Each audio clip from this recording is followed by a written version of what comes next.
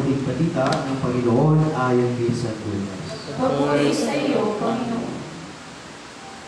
Noong panahong iyon, lumakyat si Jesus sa bundok upang manalangin. Isinama niya sina Pedro, Juan at Santiago. Samantalang siya ay nananalangin, nagbago ang anyo ng kanyang mukha. Nagdingning ang kanyang kasuotan na naging puting-puti.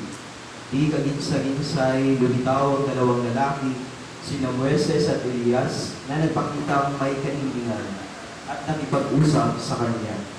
Pinag-usapan nila ang nananapit na pagpanaw ni Jesus na magaganap sa Jerusalem.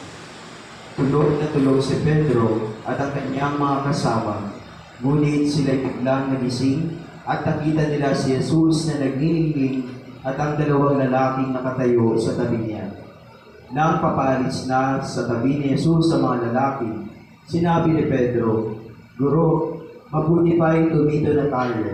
Gagawa po kami ng 3 kubol, isa sa inyo, isa kay Moises at isa kay Elias." Ang totoo ay hindi niya nalalaman ang kanyang sinasabi. Nagsasalita pa siya nang matakpan sila ng isang bulak at sila ay natakot. At may isang tinig mula sa alapaap na nagsabi, "Ito ang aking anak, ang aking hinirang, siya ang inyong pakinggan."